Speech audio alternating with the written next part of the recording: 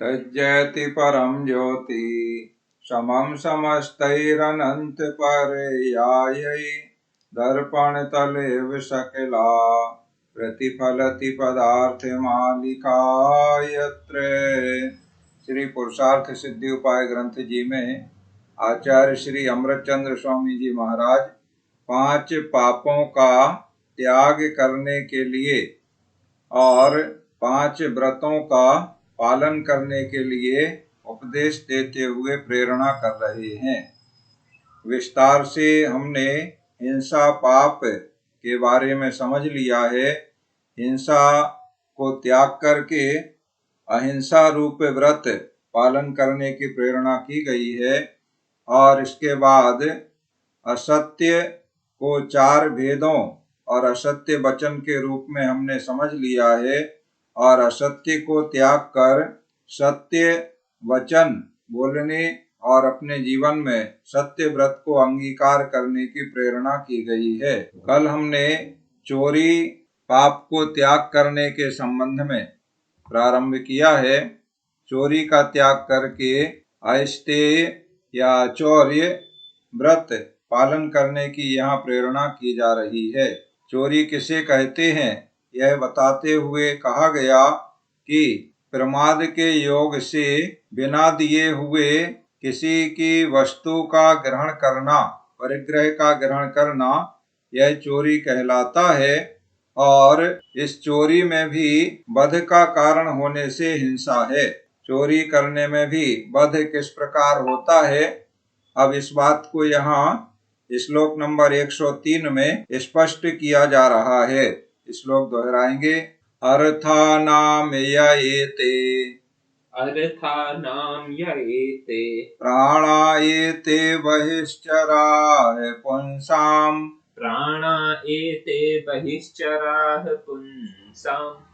हरति सतस्य प्राणान् यो यस्य जनो हरत्यर्थान्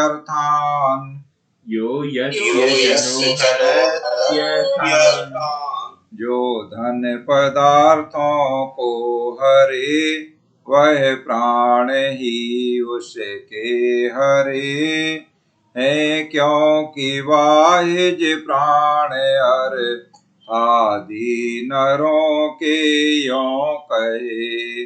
बड़ा स्पष्ट बताया है कि याजना यस्य जीव, जो मनुष्य जिस जीव के अर्था हरति, अर्थ से मतलब यहाँ धन आदि सभी पदार्थों को ले लेना है। बाह्य परिग्रह जो 10 प्रकार के बताए गए हैं उसको यहाँ अर्थ माने पदार्थ होता है, तो पदार्थ में वे सभी 10 पदार्थ आ जाएंगे जिसमें धन संपत्ति आदि मुख्य है।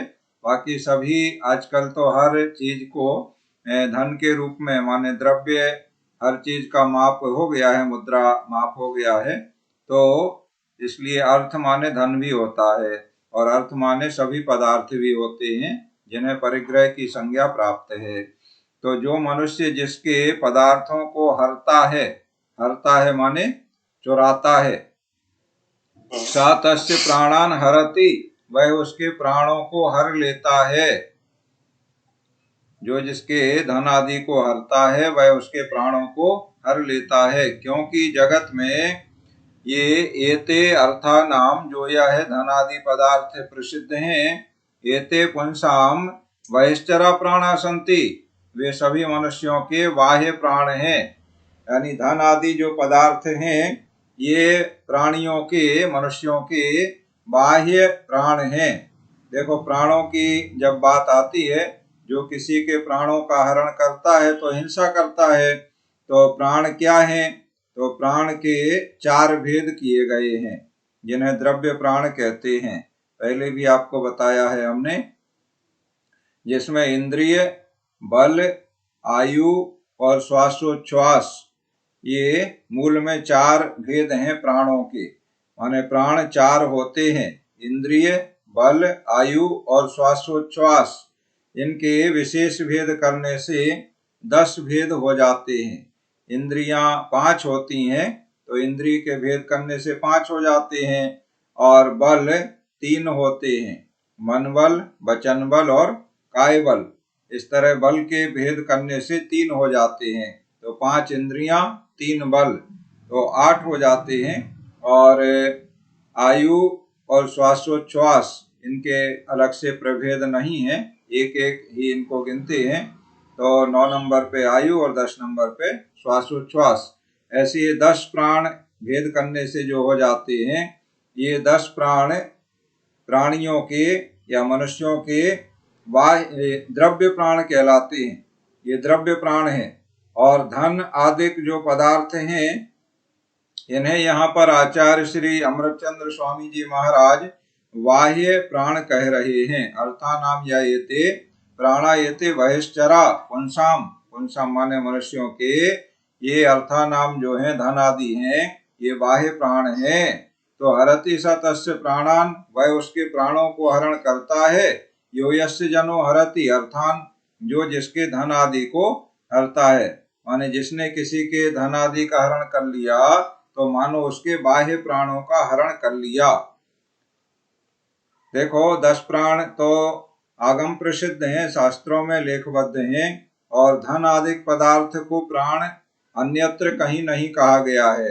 लेकिन यहाँ आचार्य अमृतचंद्र स्वामी की दृष्टि बड़ी व्यापक है और सूक्ष्म है, तो और उनके अनुभव सिद्ध है।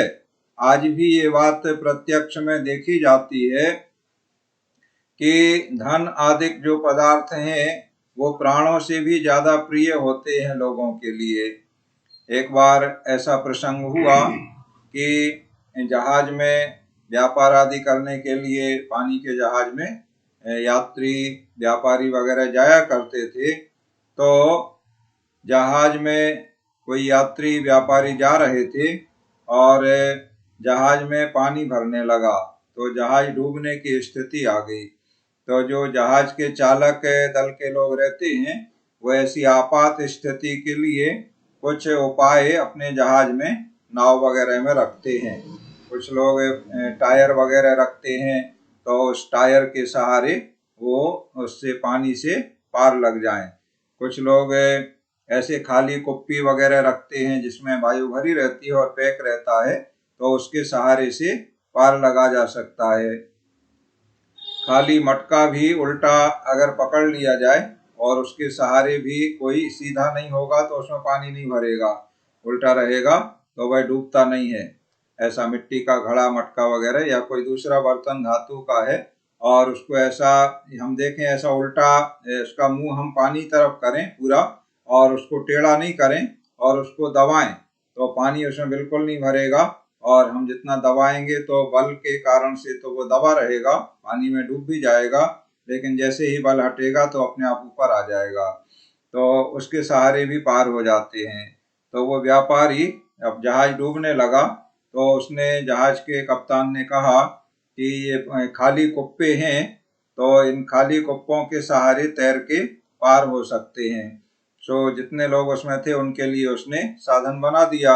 अब एक व्यापारी के पास में एक धन का कुप्पा था, या संदूक था, तो उसमें उसका धन रखा था, जो भी वो कमा के लाया होगा, तो सोना चांदी वगैरह या रुपया पैसा धन उसमें उसके पास रखा था संदूक में।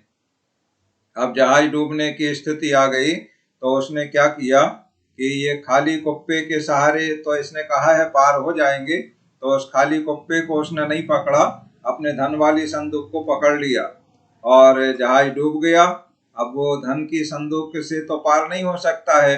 अगर वो धन को छोड़ देता और खाली कुप्पा पकड़ लेता तो उसके सहारे लहरों के थपेड़ों से भले ही वो नहीं तैर पाता, तो भी लहरें उसको किनारे लगा देती, पानी में डूब नहीं पाता वो। उस खाली कुप्पे के सहारे, वो एयर टाइट रहता है, इस तरह का विशेष उसको डिजाइन किया जाता है। तो उसके सहारे से जब तक वो आपके हाथ में रहेगा तब तक आप डूबेंगे नहीं। उसके सहारे तैरना नहीं भी आता है तो आप पानी के ऊपर रहेंगे और पानी की लहरें आपको किनारे की ओर ले आएंगी। इस प्रकार का साधन बनाते हैं।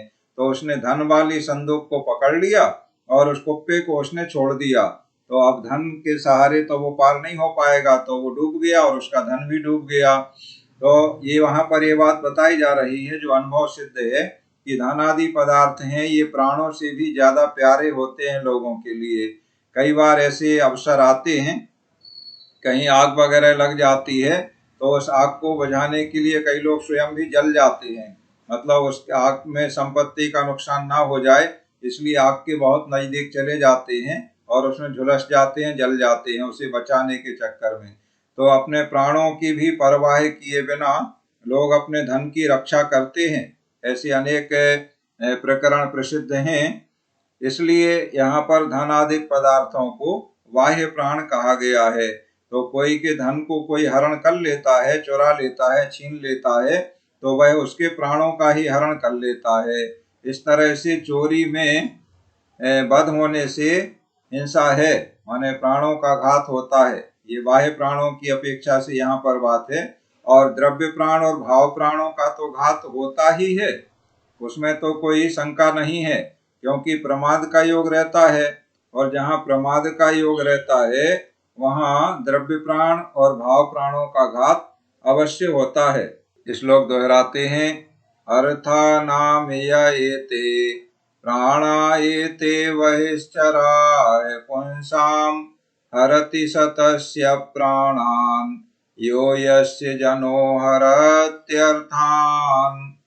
अब इसके आगे देखो, हिंसा और चोरी, यानी जहाँ पर चोरी है, चोरी पाप है, वहाँ पर हिंसा अवश्य होती है। ये बात यहाँ पर बता दी है। क्यों होती है? क्योंकि वहाँ प्रमाद का योग रहता है। तो जैसे हिंसा अवश्य होती है चोरी में, तो चोरी और हिंसा में अव्याप्ति नहीं है। अव्याप्ति दोष कहलाता है लक्षण का, अव्याप्ति और अतिव्याप्ति, इसके पहले भी आ चुका है। तो यहाँ चोरी में भी अव्याप्ति नहीं है और अतिव्याप्ति नहीं है, ये दोनों बातें बताई जाएंगी। अभी 104 में श्लोक में बताया जा रहा है कि हिंसा और चोरी में अव्याप्ति नहीं है, माने अव्याप्ति दोष नहीं है। श्लोक दोहराएंगे। हिंसायास्ते यस्य च हिंसायास्ते यस्य च नाव्याप्ति सुघटमेव वा यस्मात् नाव्याप्ति सुघटमेव वा यस्मात् ग्रहणे प्रमत्तयोगो द्रव्यस्य स्वीकृतस्यान्यै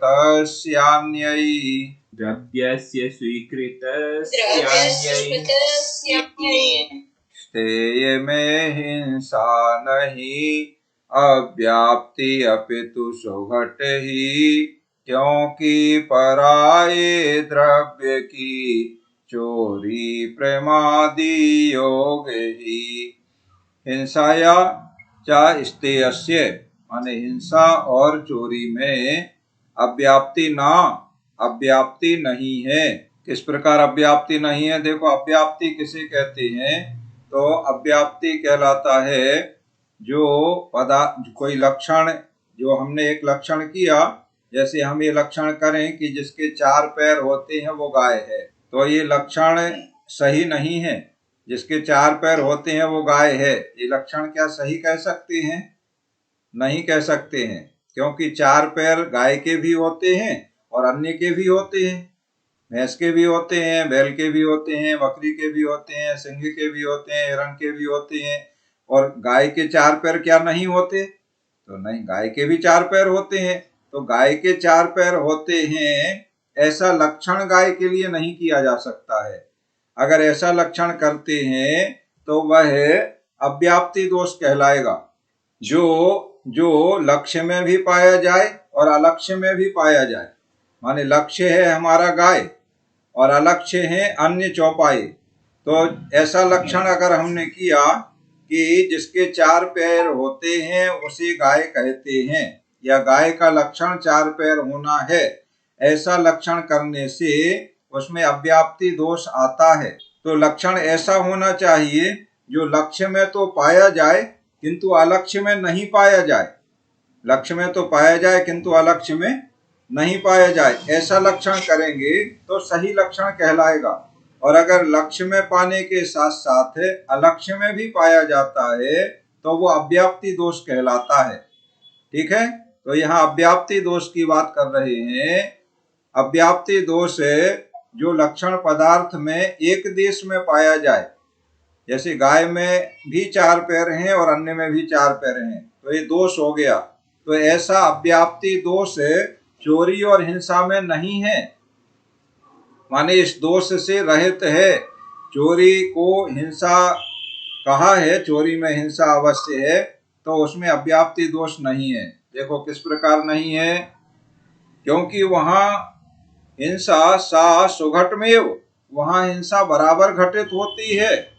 जहां जहां चोरी है वहां वहां हिंसा अवश्य है, माने व्यापक है। यस्मात् यस्मै स्वीकृतस्य, कारण कि दूसरे के द्वारा स्वीकृत की हुई द्रव्यस्य ग्रहणे प्रमत्त योगा, द्रव्य के ग्रहण में प्रमाद का योग है। तो इसमें अव्याप्ति दोष नहीं है, बल्कि सर्वव्यापकता है। यानी जहां जहां चोरी होगी वहां पर हिंसा अवश्य होगी, जहां जहां चोरी है वहां हिंसा अवश्य है, ऐसी व्यापकता है। इसमें अव्याप्ति दोष नहीं है। क्यों है ऐसी व्यापकता? व्यापकता इसलिए है कि जहां जहां चोरी होगी वहां प्रमाद का योग अवश्य होगा। बिना प्रमाद के योग के चोरी नहीं हो सकती है। जैसे बिना प्रमाद के योग के असत्य नहीं हो सकता है, ये बात ऊपर हमने समझ ली थी।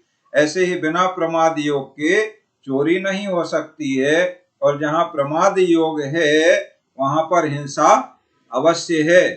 तो जहां चोरी है वहां हिंसा अवश्य है, क्योंकि बिना प्रमाद योग के चोरी नहीं हो सकती है। तो जहां प्रमाद योग है, जहां चोरी है वहां प्रमाद योग है, और जहां प्रमाद योग है वहां हिंसा है। इस तरह से जहां चोरी है वहां हिंसा है, माने चोरी में हिंसा अवश्य है। ये बात यहाँ पर इस प्रकार से सिद्ध की गई है। तो हिंसा और चोरी में अव्याप्ति दोष नहीं है कि कभी चोरी में हिंसा हो जाए और कभी चोरी में हिंसा नहीं होए। जैसा प्रायः द्रव्य हिंसा के मामले में देखने में आता है कि चोर चोरी करने गया और धन चुरा करके ले गया, उसने हिंसा वगैरह द्रव्य से नहीं की, किसी को मारा नहीं, तो वहां पर ऐसा कोई कह सकता है कि इस चोरी में तो हिंसा नहीं हुई।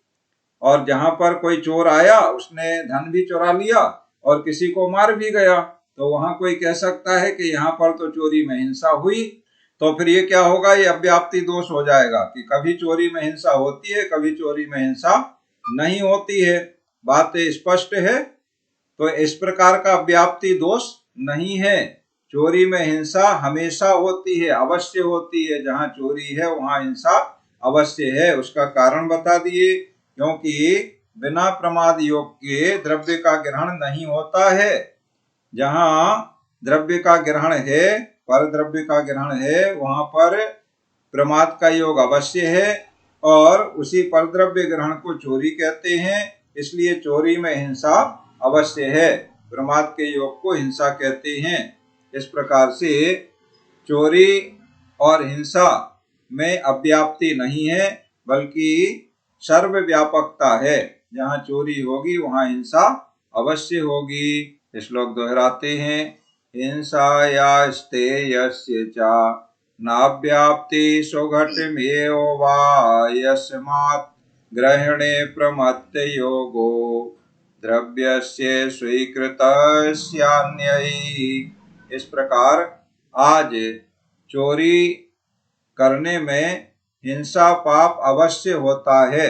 देखो पूर्व में ही ये बात बता दी गई थी कि 5 पापों में हिंसा ही मुख्य है, बाकी शेष जो 4 पाप हैं उनमें हिंसा होने के कारण ही वो पाप कहलाते हैं, अन्यथा वो पाप नहीं है। और शेष 4 तो केवल समझाने के लिए कहे जा रहे हैं, मुख्य तो हिंसा ही है, पाप। इस प्रकार से बताया था। अब एक एक में पृथक पृथक हिंसा को सिद्ध किया जा रहा है। असत्य में भी हिंसा है, चोरी करने में भी हिंसा है, ये बात आज स्पष्ट रूप से बताई गई है। और हिंसा जहाँ पर है वहां पर महापाप है, और इस प्रकार का महापाप जो कर रहा है उसे अपने आगामी समय में इस पाप का फल भोगना पड़ेगा। वह दुखी होगा। आज हम दूसरे को मार रहे हैं तो कल हमें मारा जाएगा, कोई दूसरा हमें मारेगा। आज हम असत्य बोल करके किसी को पीड़ा दे रहे हैं तो कल कोई हमारे प्रति असत्य बोल करके हमें पीड़ा देगा। आज हम चोरी करके किसी को कष्ट दे रहे हैं तो कल हमारे मेहनत से कमाए हुए धनादि पदार्थों की कोई चोरी करके ले जाएगा और हमें पीड़ा देगा। ऐसा कर्म सिद्धांत के अनुसार जैसा हम करते हैं वैसा फल हमें प्राप्त होता है और बहुत ज्यादा ब्याज सहित हमें चुकाना पड़ता है, ऐसे हम समझ लें। इसलिए अगर हम चाहते हैं कि हमारे जीवन में दुख तकलीफें ना आए, सुख शांति बनी रहे हमारे जीवन में, तो हमें भी ये हिंसा झूठ चोरी आदि पाप के माध्यम से किसी को कष्ट नहीं देना चाहिए। इस प्रकार आज की पढ़ाई का कार्य पूर्ण होता है और अब आप अपने प्रश्न जिज्ञासा आदि समाधान कर लें।